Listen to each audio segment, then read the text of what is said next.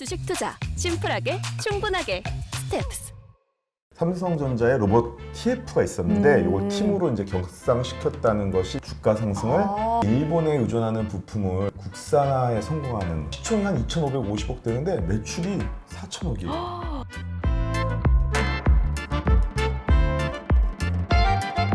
안녕하세요. 주식 잡학사전 여의도 백화점 송혜민입니다. 안녕하세요, 임지영입니다. 임프로님, 이민년 새해 복 많이 받으십시오. 네, 송프로님도 새해 복 많이 받으세요. 네. 올해도 코로나도 이제 종식되고 세계 증시도 활짝 웃는 한 해가 되었으면 좋겠습니다. 맞습니다. 새해에는 좀 좋은 소식들 많이 들려오면 좋을 것 같아요. 네. 또 오늘은 이렇게 옷부터 빨간불을 활짝 켜주셨네요. 네, 제가 블링블링하죠 좀. 네네. 근데 이제 이런 색상 옷은 여의도 고인돌들 분들의 이제 그런 이제 얘기가 있는데 증시에 빨간색 옷도 있고 넥타이도 빨간색 이제 붉은색이 되면은 주식시장도 좀 상승에 대한 염원이 있다. 그런 이야기 때문에 네. 이번에 새해이기도 하고 그래서 구독자님들과 그런 염원을 나누고자 입고 왔습니다. 깊은 뜻이 있었네요. 네. 이제 우리 계좌도 좀 빨간불을 켜야 할 텐데 네. 여의도 증권가에서는 어떤 이야기가 핫한가요? 네, 뭐 삼성전자에서 로봇 사업팀을 만들었다는 뉴스가 네. 있었어요. 그러니까 정확히 말해서 이제 삼성전자의 로봇 TF가 있었는데 이걸 팀으로 이제 격상시켰다는 것이 이제 최근 로봇 테마주의 주가 상승을 하는 견인하는 시발점이 되었죠. 그래서 오늘 주제는 로봇 관련주 네. 가지고 오셨네요. 네네. 그렇다면 이 로봇 사업팀은 어떤 의미로 봐야 될까요? 아무래도 삼성 네. 그룹이 이제 이걸 직접적으로 본격적으로 로봇 사업에 뛰어들었다는 거가 이제 좀 이렇게 변화가 있다는 그 그쵸, 해석 엄청난 의지로 해석하고 있습니다. 실끈어리죠. 네. 그래서 로봇 사업팀은 이제 가전 정보 기술 전시회 CES에서 네. 삼성 로봇 양산화에 이제 좀 시리즈를 집중하겠다라는 얘기가 있었고요. 네. 요게 이제 그 서비스 로봇 중심으로 그래서 뭐 케어 로봇, 가정용 서비스 로봇 뭐 이런 것들을 통해서 판매를 이제 이르면 내년부터 올해부터죠. 네. 올해부터 이제 하겠다. 먼저 진출한 그 어디죠? 현대차의 현대차. 네, 네. 현대차 정 회장님 그다음에 또 LG 그룹 이런 각 그룹들이 이제 삼성 그룹하고 이제 맞붙게 된 거죠. 그래서 그 현대차 같은 그 그룹 같은 경우는요. 작년 6월에 혹시 그 기억나시나요? 그 보스턴 다이나믹스라고 해서 이렇게 사족 보행 로봇하고 이족 보행 로봇 그런 게 있었는데 네. 그런 것들도 이제 인수를 하고 또 LG 그룹 같은 경우는 그 지분 투자를 통해서 로봇 회사들의 지분을 투자하면서 이렇게 로봇 사업에 진출을 하고 있는 그런 상황입니다. 어쩐지 요즘 정말 로봇 관련주가 굉장히 빠르게 움직이고 있더라고요. 네네네. 그래서 저도 눈여겨보고 있었는데 네. 기업들을 보니까 뭐 로보티즈, 유진로봇 완전히 12월 달 그래프가 아름답습니다. 네, 이게 이제 NFT 네. 뭐 주가와 거의 비슷하게 뭐 뭐지? 각도도 비슷하고 그렇죠. 네. 그래서 보시면은 직접 그냥 주가를 보시자고요. 보시면 로보티즈 같은 경우 12월 6일 이후로 이제 계속 저렇게 상승하는 모습을 보이고 많이 올랐죠. 네. 지금 거의 한 24,000원 근처까지 올랐었고요. 그 다음에 또 하나 로보로보 같은 경우도 좀 최근에 주가가 계속 저렇게 오르고 있고요. 네. 그리고 유진로봇, 진짜 유진로봇 네네네. 가는 청소 로봇 이런 거 만드는 회사들도 최근에 12월 6일부터 해가지고 최고점이 뭐 6,500원 정도까지 이제 상승을 했었고요. 이 차트를 보니까 전부 다 같은 시점에 튀어오르는 게 네. 보이는 거예요. 막 유동성이 쏠리고 네, 있는 거죠. 유동성이 왜 이렇게 쏠릴까요? 네. 11월 NFT 열풍 이후에도 전체 시장 거래량은 이제 네. 좀 줄었어요. 그래서 마땅한 주도주가 지금 작년 12월에는 좀 없었고요. 그리고 개인도 연일 주식을 팔아댔고 그것을 외국인하고 기관들이 좀 밑에서 받아서 매수하는 네. 그런 형국이었는데 게다가 또 보니까 작년 12월 13일 날 그 연간 거래량이 코스피가 최저치가 났었습니다. 네, 그래서 굉장히 관망세였던 작년 12월이었는데 네. 이렇다 할 주도주가 없는 상황에서 아까 말씀드린 삼성전자의 그 연말 조직 개편 중 로봇 사업팀에 대한 이야기가 나오면서 이런 테마 갑자기 이제 핫했겠죠. 그래서 핫한 테마의 상승이 이제 시작된 겁니다. 좀 네. 갈 곳 잃은 어디로 가야 하나 하는 네. 그런 유동성이 이거다 하면서 이제 좀 쏠리는 맞습니다. 그런 모양새를 네네. 보였네요. 지난 여름에 테슬라에서도 테슬라 봇이라고 완전히 사람이랑 똑같이 생긴 로봇을 선보였거든요. 네. 뭐죠? 오, 알고 계시군요. 근데 그 사람이에요. 진짜로요? 그 로봇이 아니라 네. 사람이었는데 이제 다들 그 딱 봤을 때 긴가민가 했어요. 저는 너무 똑같이 사람이랑 진짜 똑같이 만들었구나 네. 이 생각을 했었거든요. 그러니까 속으신 거예요. 네. 일론 머스크 원래 그래요. 스타일이. 작년 8월에 테슬라 본사에서 AI 데이라고 인공지능을 주제로 이제 테슬라 완전 자율주행에 대한 뭐 설명회가 있었는데 네. 거기서 갑자기 일론 머스크가 아까 말씀하신 그 휴머노이드 같은 휴머노이드. 근데 사람이에요. 그 로봇을 공개를 한 거예요. 네. 그 테슬라 보시라고 하면서. 근데 이제 여기서 얘기하는 거는 그 일론 머스크는 자율주행 전기차 이런 데이터들을 계속 수집이 될 거 아니에요. 네. 이런 것들을 모아서 고도화 슈퍼컴퓨터인데 도조라는 슈퍼컴퓨터를 만들고 여기에 들어가는 그 자체 개발 반도체 칩, 그걸 이제 D1이라고 해요. 네. 이 칩까지 개발해서 이걸로 초당 100경의 영산을 할 수 있는 AI를 만들겠다라는 얘기예요. 그래서 자율주행에만 이제는 사용되는 게 아니라 로봇에도 이런 AI를 통해서 하겠다는 거고 결국은 테슬라가 로봇 회사가 로봇 회사다. 예, 그런 얘기를 하는 거예요. 네. 그럼 우리는 이제 두뇌를 만들겠다라고 선포를 한 것 같은데 네. 결국 혁신적인 소프트웨어를 만들면 나중에는 하드웨어는 뭐 자연스럽게 따라온다. 그렇죠. 좀 이런 의미가 아닐까 맞아요. 싶거든요. 네. 그래서 자동차도 테슬라가 이제 전기차 만들 때도 다 조립은 다 중국이나 뭐 해외에서, 해외에서 하고. 네. 설계만 이쪽에서 하고 이제 저 미국에서 하고 스티븐 잡스의 애플도 옛날에 그런 전략이었죠. 맞아요. 네. 그러면 지금 로봇 산업의 트렌드 그리고 네. 향후 전망은 어떻게 보세요? 네. 로봇 시장 전체 규모는 현재 한 500억 달러 수준이고요. 네. 그리고 앞으로 한 1,500억 달러 이상의 성장이 기대되는 거로 이제 보고서들이 이렇게 나오고 있고 직관적으로 이제 환산해 보면은 네. 현재 한 60조 정도 돼요. 근데 이게 이제 한 200조까지 올라갈 수 있다는 그런 기대감들이 있는 거죠. 와 정말 어마어마합니다. 네. 그런데 막대 그래프를 보니까 좀 제조 로봇보다는 물류보다는 서비스 이렇게 눈에 띄거든요. 네, 더 맞아요. 비중이. 지금 보면은 이 부분이 핵심이에요. 그러니까 결국은 제조 로봇은 원래 기존에 있었던 거고 거기다 이제 계속 얹어서 뭐 물류 로봇이나 그다음에 서비스 로봇들이 올라가는 건데 결국 그 서비스 로봇의 메커니즘의 원천은 아까 테슬라 일론 머스크가 얘기했던 빅데이터를 빅데이터. 기본으로 한 서비스 로봇. 네. 그러니까 이제 인공지능을 생각해서 움직이겠다는 거죠. 그래서 아까 테슬라 봇 얘기하면서 D1 칩이라고 아까 얘기했고 네. 그다음에 도조 슈퍼컴퓨터 얘기했었죠. 그래서 결국 수많은 빅데이터를 AI가 연산하고 이를 통해서 최적의 솔루션 서비스 역할을 로봇이 하겠다. 이런 네네. 로봇들이 대세가 될 거다. 그런 얘기를 하는 거죠. 일본의 환학이라는 회사 들어보신 적 있으세요? 들어는 봤는데 정확하게는 잘 모르겠네요. 네.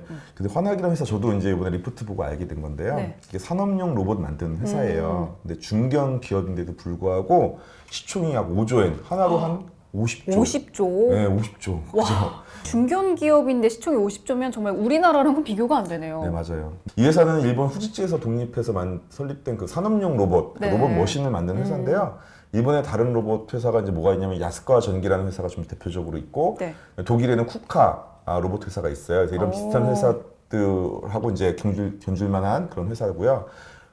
환학이라는 회사가 연간 한 로봇 생산량이 40만 대 정도 돼요. 매출액이 한 7조 정도 되고 당기 순이익도 한 1.5조 되는 뭐 그런 회사죠. 그러니까 자세한 보고서는 유진투자증권 최근 또 나온 보고서가 네. 있고 저도 그거 보고서 했는데 그 이승우 애널리스트 최근 리포트가 있으니까 그거 보시면서 참고하시면 되겠고요. 네. 그렇다면 우리나라는 어떤가요? 우리나라가 이제 여기 표 보시면 아시겠지만 이제 2020년 네. 제조 로봇은 이제 생산 현황인데 총 합쳐서 한 3조 원밖에 안 돼요. 근데 아, 아까 환학이 혼자 7조. 7조 정도 했으니까 규모 면에서 뭐 어쩔 수 없는 현실인 건 맞는 거고 또 로봇의 핵심인 그 모터하고 드라이버 뭐 이런 국산화율이 한 40% 미만이고요. 네. 감속기하고 액추에이터 뭐 이런 것들이 95% 이상 더 수입에 의존하고 있어요. 아직까지도. 네, 그래서 국내 로봇 시장 전체 규모가 한 8조 5천억 정도 되거든요. 네. 그러니까 아까 이제 제조 쪽이 한 3조 되고 나머지 서비스나 물류 쪽이 한 5조 정도 되는 거죠. 5조 5천억 정도. 그래서 2023년까지 내년까지 봤을 때 한 15조까지 성장은 빠르게 네. 할 거라고 지금 보고는 있습니다. 네. 우리나라 로봇 산업은 아직 갈 길이 좀 멀어 보이기는 하네요. 맞아요. 그래도 잠재력은 충분하다고 볼 수 있겠죠? 그럼요. 네. 그렇다면 지금 우리나라 시장에서 좀 두각을 나타내고 있는 기업들은 어떤 게 있나요? 네, 로봇 산업은 크게 이제 산업용 로봇이 있고요. 그다음에 서비스 로봇이 있고, 그다음에 수술 의료용 로봇으로 이제 나뉘고 있어요. 네. 일단 산업용 로봇 중에서는 로봇스타라는 회사가 먼저 있고요. 네. 여기 LG전자가 아까 지분 투자를 많이 해서 이제 그 네. 로봇에 투자한다고 했었죠. 그래서 LG전자가 한 33% 지분을 보유하고 있는 게 특징이고요. 이런 건 이송 적재형 로봇, 그다음에 FPD라고 해서 평판 디스플레이 공정 만드는 그러니까 네. 반도체 웨이퍼 플레인 장비라고 하는데 뭐 말은 좀 어렵지만 하여튼 그런 것들 만드는 게 만든 로봇이에요. 여기 한 시총이 한 2,300억 정도 되고 네. 매출도 한 1,300억 정도 되는데 이제 흑자 전환하는 정도. 오. 대신 부채비율은 많지는 않고요. 그래서 네. 이런 회사들도 있고 T 로보틱스라고 있죠. 근데 이건 진공 로봇이에요. 진공 로봇 전문 기업인데 이것도 대부분 이제 평판 디스플레이 공정에 많이 쓰이는 게 있고요. 스마트 팩토리, 그래서 자동화 공장이죠. 자동화 공장에 들어가는 이제 로봇, 그다음에 자율주행 로봇. 이런 것들이 있고 최근에 그 VR, 지금 NFT 때 핫하죠. 네, 네. VR 로봇까지 이제 얘기를 하고 있고요. 이 회사는 시총이 한 1,300억 되는데 매출이 500억. 당기 순이익은 좀 적자예요. 그럼에도 불구하고 최근 주가 상승이 좀 있어서 좀 설명을 드렸고요. 3위 THK라는 회사가 있습니다. 근데 네. 이건 좀 오래된 회사고 전통적인 로봇 오. 회사예요. 그래서 네. 산업설비 자동화에 들어가는 볼스크류, 서브모터, 감속기 등 그 부품 제작하는 회사인데 시총이 커요. 2,667억. 그리고 매출도 2,500억. 당기 순이익도 나요. 60억. 오, 괜찮네요. 네, 부채 비율도 100% 미만이고 그래서 가장 건실한 회사 중에 하나고요. SPG라는 회사가 있습니다. SPG는 정밀 제어 모터 감속기. 근데 이제 이 회사는 왜 중요하냐면 삼성전자, LG전자, 미국 GE, 제너럴 일렉트로닉스 네, 여기에 다 여기 세 군데 납품을 납품하는? 하고요. 또 일본에 의존하는 부품을 국산화에 성공하는 회사예요. 시총이 한 2,550억 되는데 매출이 4,000억이에요. 많죠. 예, 그래서 매출액도 잘 나오고 있고 당기 순이익도 215억까지 나오고 있고 그래서 아까 3위 THK나 이런 네. SPG 같은 회사들은 좀 건실한 기업이라고 볼 수 있습니다. 그렇다면 서비스 로봇 쪽에는 어떤 기업들이 있나요? 청소 로봇, 뭐 물류 로봇 뭐 이런 로봇 것- 청소기는 네. 집집마다 있죠? 집마다 네. 다 하나씩 갖고 계시죠. 그래서 샤 뭐 것도 많이 네, 쓰시더라고요. 맞아요. 네, 근데 그런 것들이 이제 유진 로봇이라는 회사가 있고요. 그다음에 로보티지라고 해서 자율주행 로봇이에요. 이 회사도 한 8.5% 정도 LG전자가 지분을 네. 보유하고 있습니다. 또 어떤 기업들이 있을까요? 네. 이제 수술 의료용 로봇인데 네. 이쪽은 좀 생소하실 수도 있어요. 대표적인 게 미래 컴퍼니, 큐렉소 이런 회사들인데 미래 컴퍼니는 복강경 수술 로봇이에요. 우리가 이제 다빈치라고 하면 많이 아시거든요. 네. 그래서 복강경 수술이 이제 보통 뭐 상처가 난 부분에 그러니까 외과용으로 하면 이렇게 자르잖아요. 흉터가 남죠. 그렇죠. 흉터가 네. 고 꼬맨 자국이 남는데 복강경은 구멍을 뚫어서 로봇이 아주 조그만 구멍 안에다가 팔을 집어넣어서 수술을 내시경으로 보면서 하는 로봇이에요. 근데 네. 이런 것들은 뭐 상당히 좀 최근에 많이 발전이 돼 있고요. 성형 쪽에서도 많이 사용을 하고 있는 상황입니다. 오, 네. 가장 우리 피부에 와닿는 그런 로봇이에요. 그렇죠. 네. 그리고 이제 아까 큐렉소라는 회사는 인공 관절 로봇이고요. 네. 인공 관절 수술 로봇이고요. 이제 이런 것 큐렉소도 오래된 회사거든요. 그래서 이런 회사들도 같이 보면 좋을 것 같고. 굉장히 많은 것 같은데 네. 사실 이 중에서 뭐 아무데나 또 투자를 하면 안 되잖아요. 네네. 투자자 입장에서는. 네네. 그리고 투자하기에는 좀 중소형주가 많지 않을까라는 생각이 들거든요. 네, 맞아요. 그래서 로봇에 대한 부연 설명을 좀 하자면은 네. 이게 흔히 자동화 로봇이 어느 날 갑자기 생겨난 게 아니에요. 그러니까 반도체 공정을 이제 계속 옛날부터 반도체 우리나라 만들었겠죠. 네네. 그럼 그때도 뭐 인곳을 자르고 챔버에서 웨이프를 만들고 또 다듬고 스크러버라고 해서 평탄화도 시키고 거기다 에칭도 하고 노광도 시켜가지고 테스트까지 하는 이런 모든 게 장비들이 네. 로봇이었어요. 아. 그러니까 어느 날 갑자기 생긴 건 아닌데 이게 점점 더 그 단계들이 세밀화되고 자동화됐다는 것이지 뭐 갑자기 생긴 건 아닌데 네. 그럼 옛날부터 이런 중소기업 벤더 회사들이 많이 있었겠죠. 그래서 그런 것들이 이제 앞에 제가 언급했던 그런 회사들이어서 3위 THK 뭐 이런 회사들이 대표적으로 그런 회사였던 것 같습니다. 그래서 역시 투자 전에는 이 산업의 구조부터 파악하는 게 중요한 것 같아요. 네, 그렇죠. 산업의 구조를 좀 정확히 아셔야 될 것 같고 네. 이제 앞에 말씀드린 회사들 중에서는 실제로 단기 순이익이 나오고 매출이 나오고 그리고 이제 규모가 되는 회사를 중심으로 봐야 되겠죠. 네.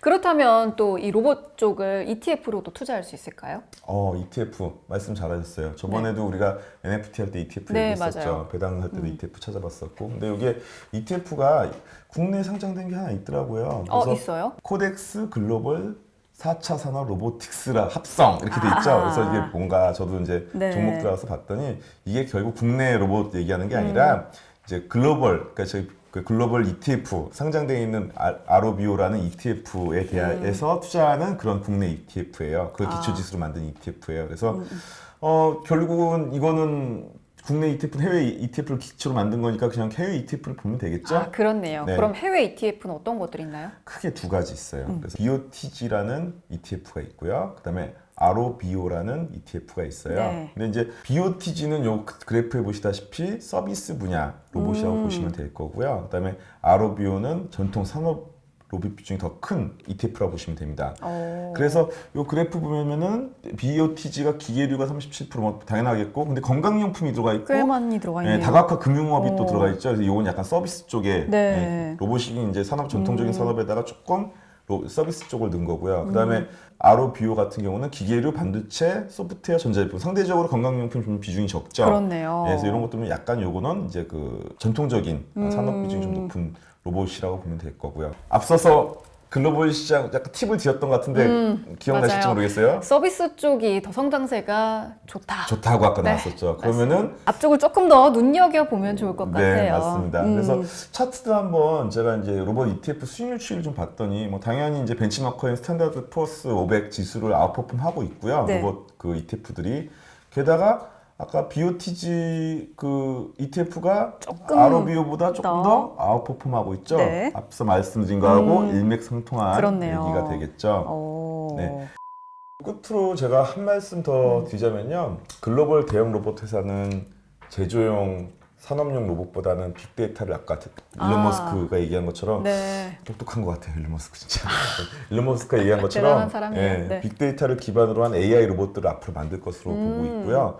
하지만 우리는 빅데이터를 기반으로 할 시장, 그러니까 수집을 할 시장도 없어요. 네. 왜냐하면 우리가 대륙도 아니고 그리고 소비 시장이 크지도 않고 그러다 보니까 미국하고 중국을 따라잡을 수가 없어요. 이런 빅데이터 쪽은. 동남아시아처럼 뭐 우리가 그냥 벤더 회사 제조업으로 먹고 살 수는 없죠. 고부 가치를 우리는 해야 되니까. 네. 그러면 결국은 반도체인 거고요.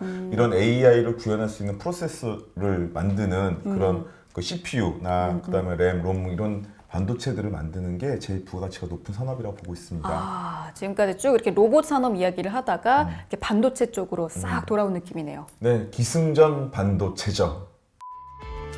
네, 오늘도 새해 첫 시간부터 아주 핫한 주제 가지고 오셨는데 올해도 여의도 백화점에서만 들을 수 있는 꿀 정보들 기대해도 괜찮을까요? 제가요? 네, 네. 은근한 압박이 되나요? 네. 내용 준비하면서 이제 심적 압박 사실 많고요. 그래도 하는 데까지 해보겠습니다. 저도 올해 새해에 네. 마음다짐 굳게 믿고 굳게 갖고 왔습니다. 오, 좋습니다. 올해는 임프로님만 믿겠습니다. 네. 당근이죠. 좋습니다. 여러분도 임진년 새해 복 많이 받으시고 현명한 투자하시길 바라면서 여기서 첫 시간 마무리하도록 하겠습니다. 2022년 부자 되세요.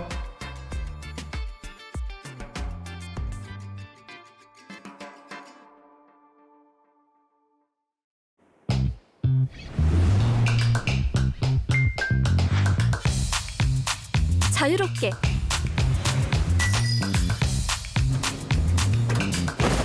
편리하게 간결하게 그랬더니 집중 투자의 핵심에 집중하다 우리는 심플 그러나 충분 주식 투자 심플하게 충분하게 스텝스